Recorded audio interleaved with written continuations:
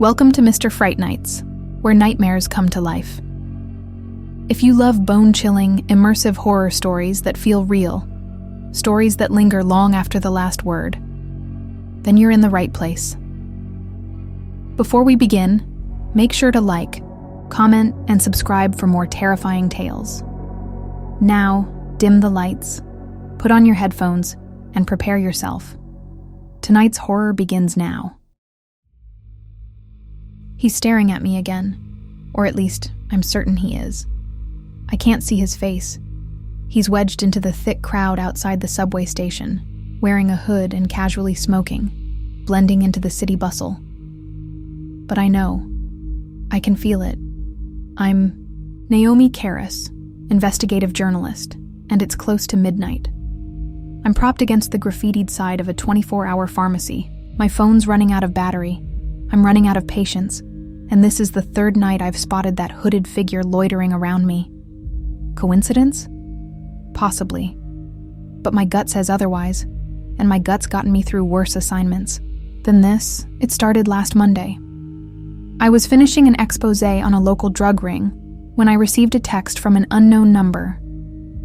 "I like the red scarf you wear on rainy days. You look determined."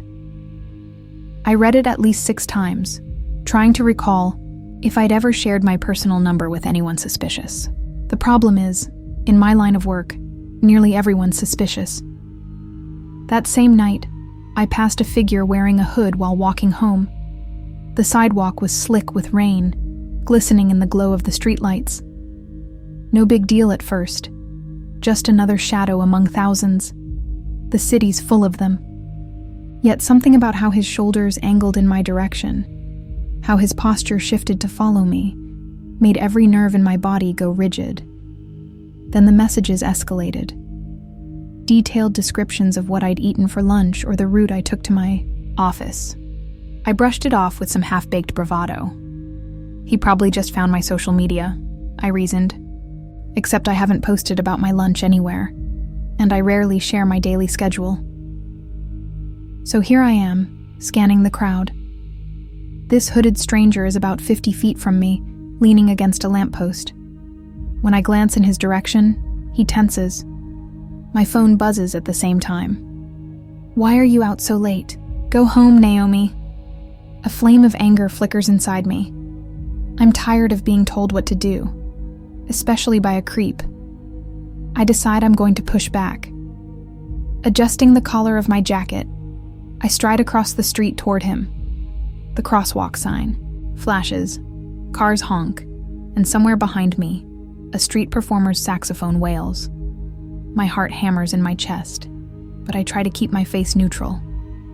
In those final steps, I think I glimpse the faint curve of a smile beneath his hood, like he's daring me closer. But the second I'm within 15 feet of him, a sudden crowd surges, fresh off the arriving subway train. I get jostled to the aisle side, nearly knocked into oncoming traffic. When I manage to push back through the throng, he's gone. My phone vibrates again. Another text from that unknown number. "Close call, Naomi. Next time, be careful crossing the street." I reread the message, my stomach twisting up in knots I can't ignore. Adrenaline flares in my veins and I clench my fists. So he saw me. He knows exactly how to vanish, exactly how to stay hidden. This is real. This is personal. And I have a bad habit of sinking my teeth into mysteries until they draw blood. I stare at my reflection in the pharmacy window, adrenaline fueling me more than reason. "Fine, you faceless bastard. You want to watch me? Then watch me fight back." I pull my jacket tight, resisting the urge to break into a run. Somewhere in the swirl of headlights and strangers, he's there, stoking this game of cat and mouse. I just have to figure out whether I'm the cat or the mouse. I spend the ride home hunched in the back of a cab, phone in hand, scouring every detail. The unknown number used to message me is unlisted. I check my call logs. There are no calls, but 4 separate text threads from the same unknown. Each one references my day. Lunch with my coworker Sandra, a meeting with my editor, even a short grocery stop for milk and coffee pods. When I arrive at my building, I dash through the heavy front doors, feeling the weight of the city on my back. 4 flights of stairs later, I'm at my apartment. As I fumble with the keys, I notice that the little welcome mat is slightly askew, like someone lifted it and didn't place it back properly. My heart jumps to my throat, but I step forward anyway, flicking on the hall light. If he's in there, I'll handle it. I'm no soldier, but I'm stubborn, and I have my pepper spray ready. With one swift motion, I unlock the door and shoulder my way in. The place looks normal. Couch, coffee table, half-eaten sandwich from earlier on the counter. Yet it feels suffocating. I close and lock the door behind me, then double lock it. My reflection in the mirror by the shoe rack looks exhausted, hair falling out of a messy ponytail. That's me, a walking stress ball with dark circles that could outmatch a raccoon. I open my phone's camera and do a quick video sweep of each room, calling out to any intruders with forced confidence. Hey, if you're here, at least clean the dishes before you kill me. My attempt at humor only underscores my shaking hands. I'm alone, at least physically. Yet I can't shake the sense of being monitored. As if there's a lens somewhere capturing my every move, I decide to keep all the lights on. It's a petty defiance, an attempt to banish the creeping dread. Then I boot up my laptop to track the number through a few online databases. I'm no hacker, but I have some investigative tools. Spreadsheets of contacts, phone lookup services, even a friend in the police department who owes me a favor. It's not unusual for me to pick at every loose thread until the truth unravels, but the unknown number is a dead end. My friend at the station texts back. No record. Possibly a burner phone. You sure you're okay? Yeah, I'm perfectly fine, except for being a prime target for some psycho with advanced stalking skills. 2 hours pass, and my brain's roaring with theories. I try to distract myself by reviewing my notes on the upcoming article about local corruption. Something inside me wonders if I rattled the wrong cage. My editor did say, "You're making enemies, Naomi." But everyone in my field makes enemies. Typically, they threaten to sue or spam me on Twitter. This feels much more intimate. A sudden buzzing breaks the silence. It's not my phone. Jerk my head toward the bedroom. My alarm clock is going haywire, the digits blinking erratically before resetting to midnight. For a moment, I freeze. Then the clock returns to normal. I exhale, half laughing at myself. Great. Now I'm scared of my own electronics. The forced laugh dies in my throat when I realize my phone is lighting up again. You look anxious. Drink some tea. It'll calm you down. I scan the living room. My curtains are shut. There's no vantage point from the street to see me inside.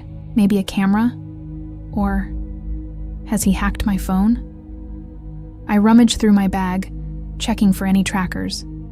Nothing obvious. Blood rushes in my ears. My heart slams against my ribcage.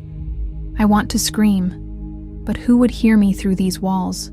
Calm down, Naomi. He wants you panicked. I type a reply. Who are you? A moment later. I'm the last person you'll see if you keep pushing. I swallow hard. My phone nearly slips from my grip. The worst part? It's not a blind threat. It sounds like a promise. 3 days later, I've scarcely slept.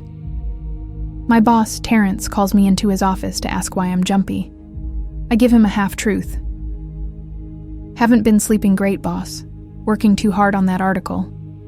He gives me a crooked grin and says, "Let's try not to get you killed, okay?" If only he knew. At lunch, I meet Sandra, my coworker, at a modest diner 2 blocks from the office. It's the kind of place with peeling vinyl seats and greasy menus. Perfect for privacy, except I don't feel alone. Every time the door chimes, my shoulders tense. Could he walk in here casually, order a burger, and watch me across the room? Sandra raises an eyebrow. "Naomi, You're devouring that burger like it's your last meal. Slow down. You good? I force a smile. Fantastic. Just excited to break that big corruption story. She narrows her eyes. Sandra's known me long enough to detect my bull. You're lying. Spill. So I give her the short version. Unknown texts, possible stalker, weird incidents. I gauge her reaction as I describe the entire fiasco. She looks alarmed, then surprisingly furious.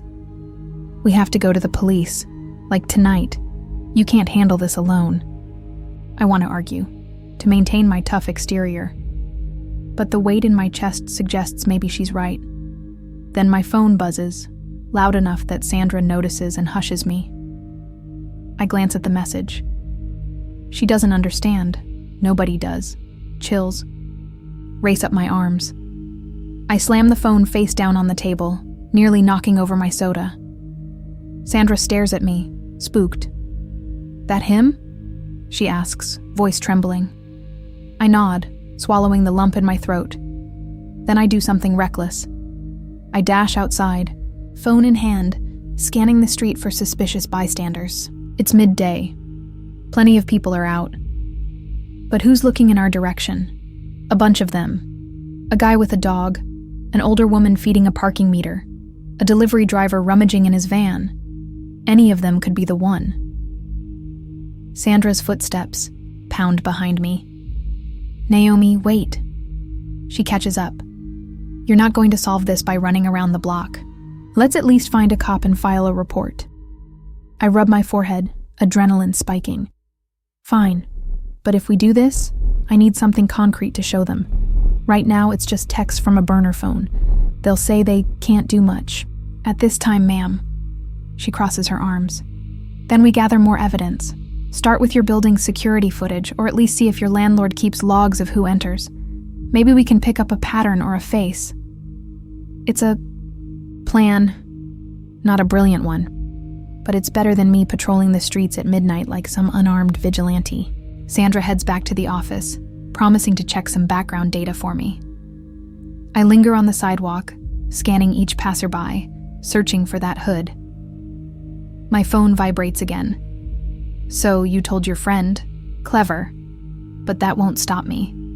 He's a puppet master yanking my nerves. I exhale, resisting the urge to fling my phone into the gutter. Instead, I type a reply. Why do you care so much about me? No response.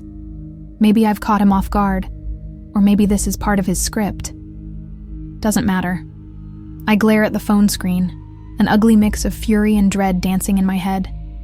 If he wants a war, I'll give it to him. That evening, after we gather a few scraps of evidence, a glitchy hallway camera showing a figure in a hoodie passing by my door multiple times, I contact the police.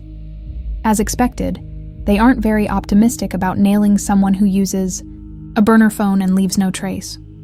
But they assign a detective, Alvarez, to at least open a file. I share every text message with her. Alvarez rifles through them, tapping her pen on the desk. He's got a personal angle on you, Ms. Karras. These messages aren't random threats. It's psychological warfare. Until he commits a concrete crime, our hands are somewhat tied. She doesn't say it to be cruel, just matter of fact. Psychological warfare. The phrase sinks into me. That's exactly how it feels. Targeted infiltration of my life. A slow, methodical invasion of my mind. On my way out of the station, I bump into a tall man with broad shoulders. He's apologetic, but something about his voice sets my nerves on edge. I glance up to see brown eyes behind wire-rimmed glasses. Probably just an innocent bystander. Yet I nearly jump out of my skin when my phone buzzes immediately after we part ways. I see you're making new friends. I spin around, scanning the station's lobby, but he's nowhere. The only people I see are a chatty receptionist and an officer lugging a box of files. My heart thunders. Is it possible the tall stranger was him, messing with me on purpose? The hours drag into the night as I try to distract myself by reading over research notes for my next big piece. My eyes flick from the pages to the corners of my apartment, half expecting a figure to materialize. I've had nightmares like this before, but only after covering traumatic crime stories, never aimed directly at me. Midway through my reading, my phone vibrates once more. It's not the usual unknown number. It's a photo message from an unknown email. I open it carefully, worried about viruses.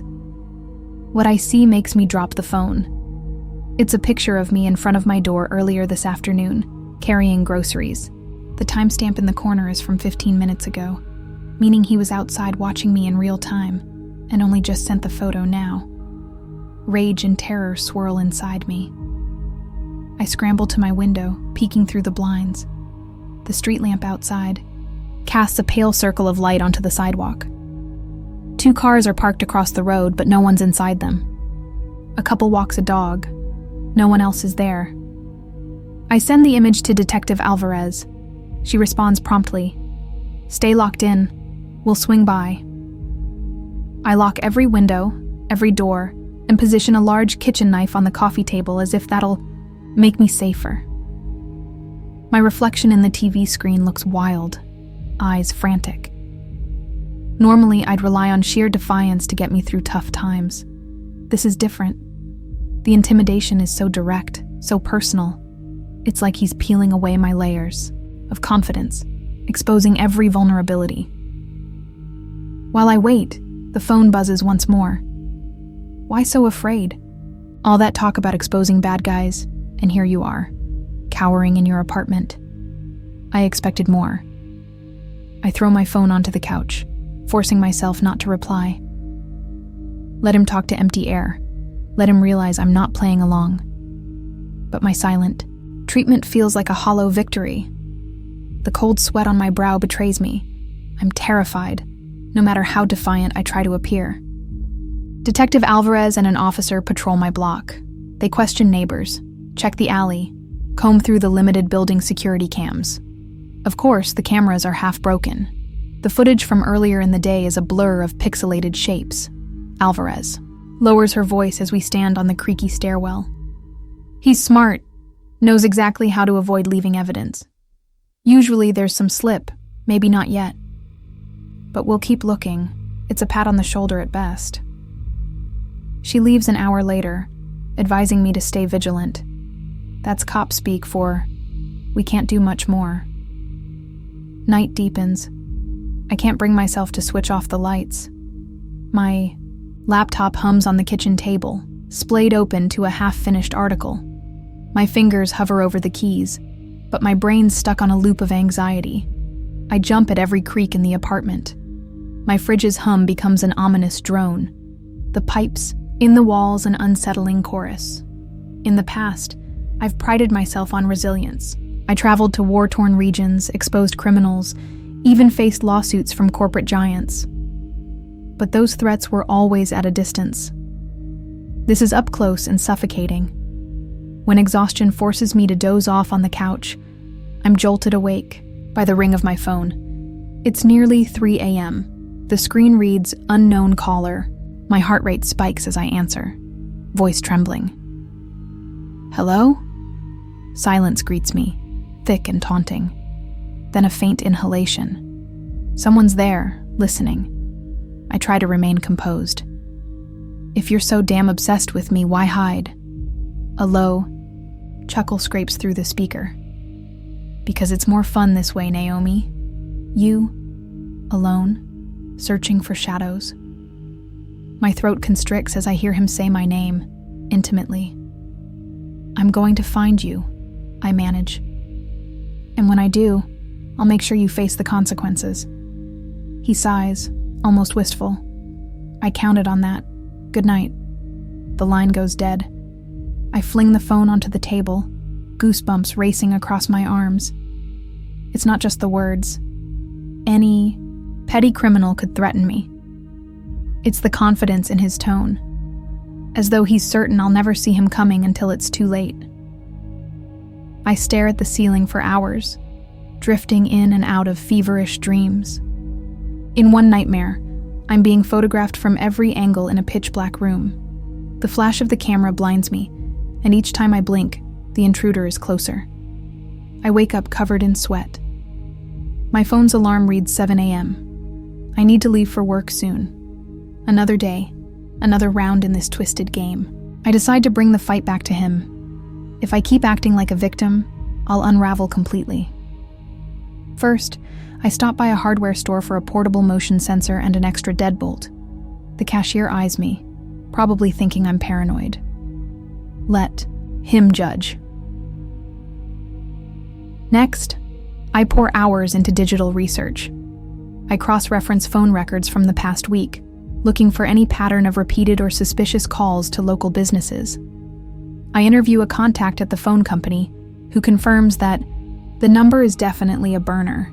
I delve into the story I've been writing, scanning for leads that might connect to someone's vendetta. At one point, Detective Alvarez calls. No new leads, but keep us posted. I want to scream.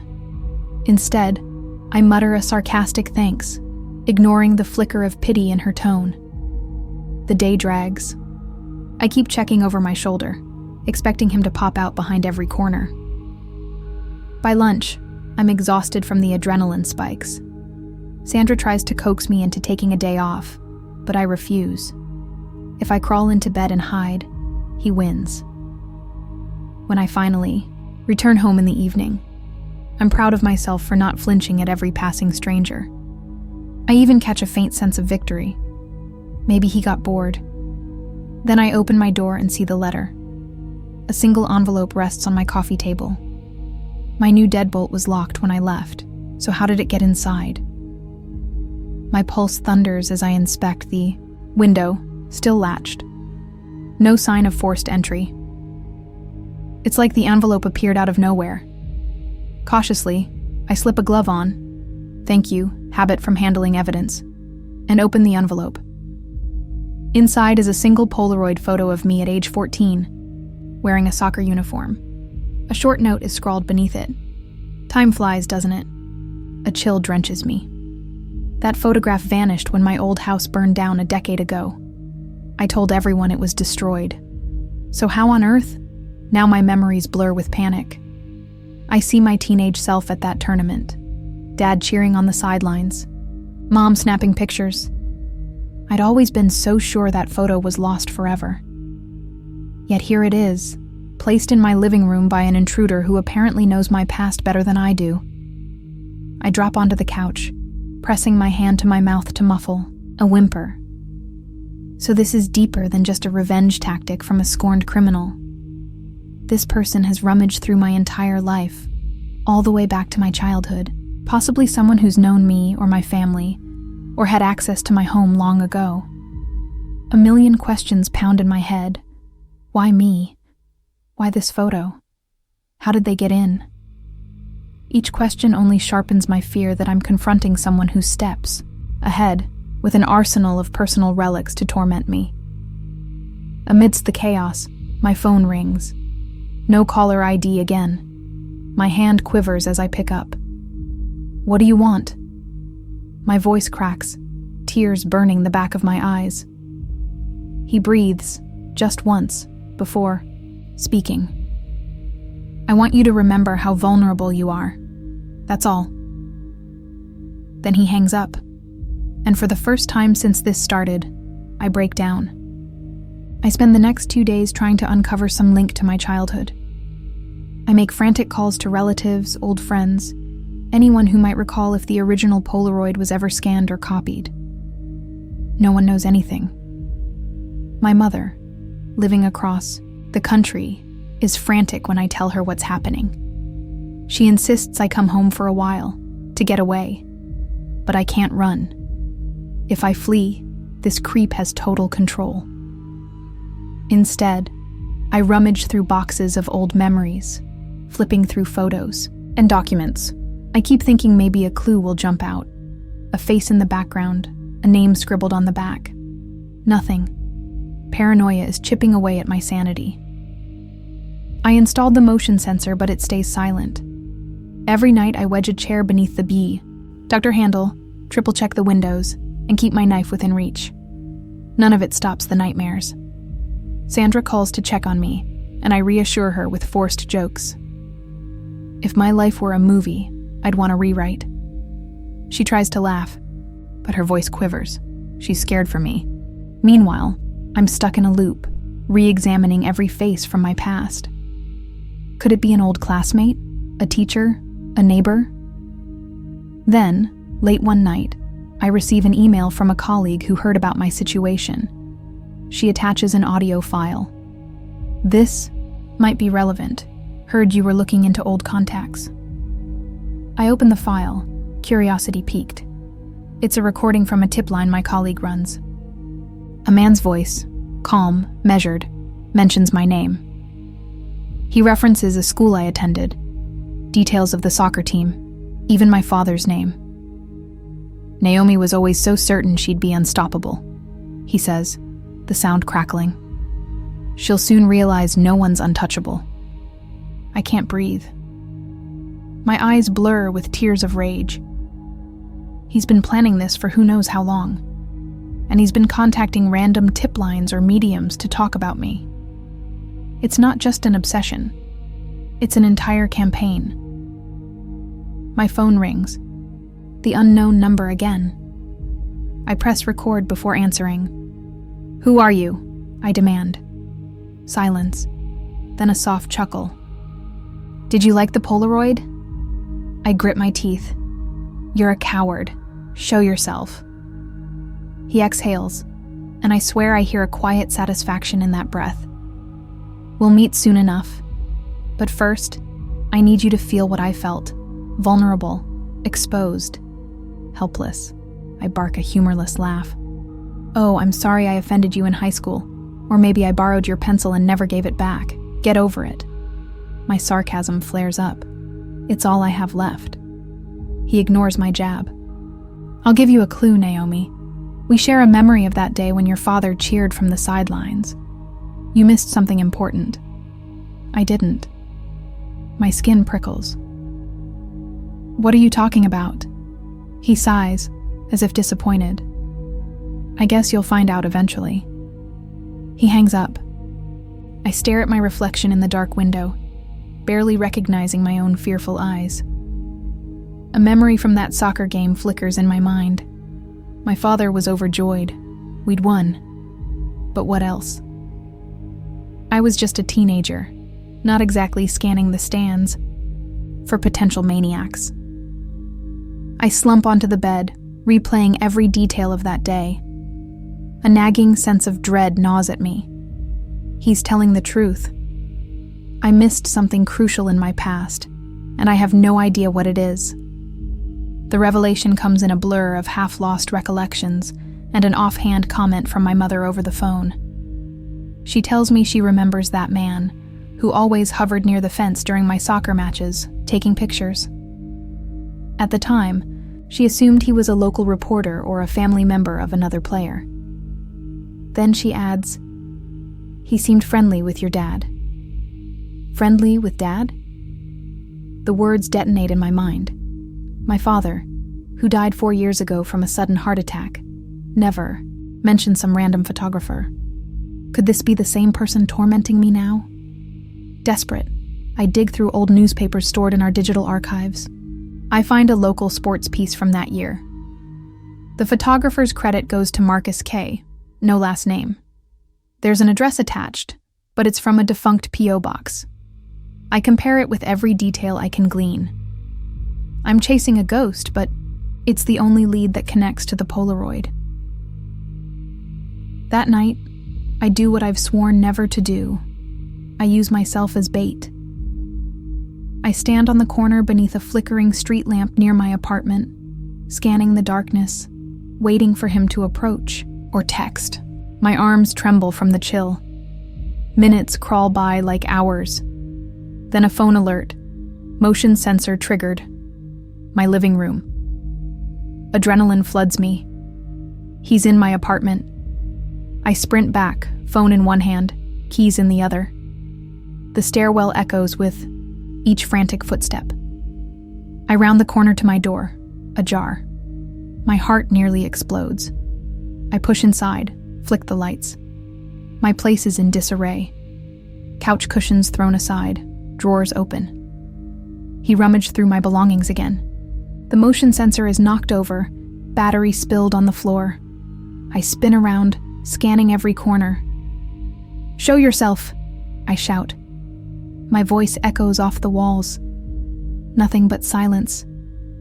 And then, I see the open window. Of course, he must have bolted the second I came running.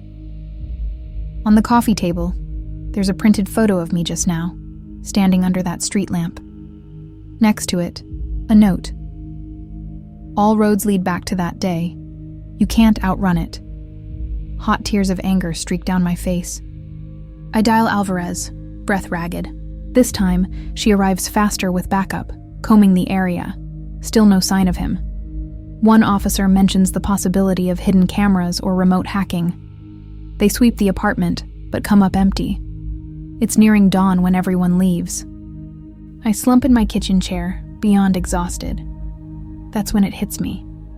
If he knows my father, or pretended to, maybe he's always been circling my life. My father was a sports columnist. Could he have inadvertently exposed me to this man?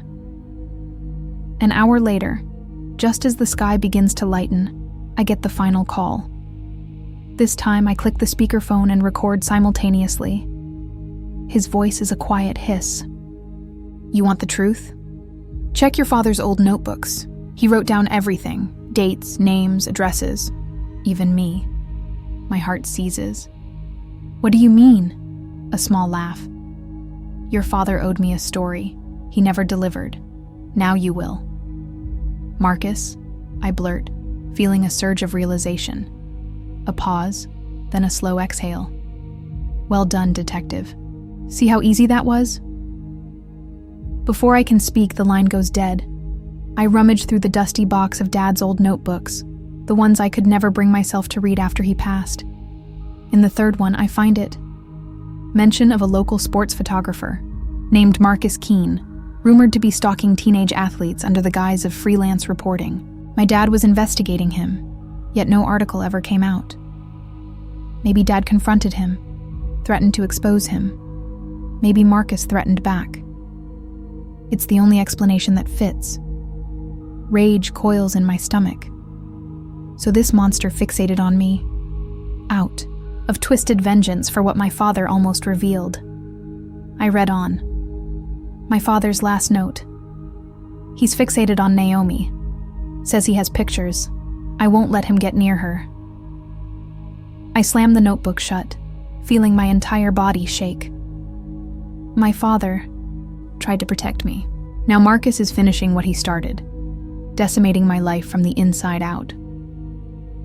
A final text pings my phone. He took the easy way out. You won't. I'll see you soon. Now I understand everything, but it doesn't bring peace. It only makes the horror sharper. He's not a random lunatic.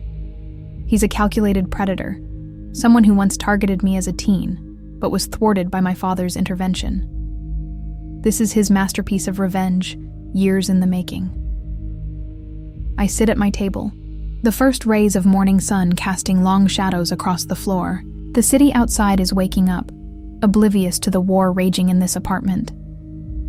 My hands tremble, but I grip my phone. I will expose him. I will publish every detail my father unearthed, plus everything I've discovered. I'll broadcast his name and crimes so loudly he can't hide in the shadows anymore. But even as I vow this, a chill cuts through me. Marcus has proven he'll stop at nothing. This confrontation will be the deadliest game I've ever played, and I can't run from it anymore.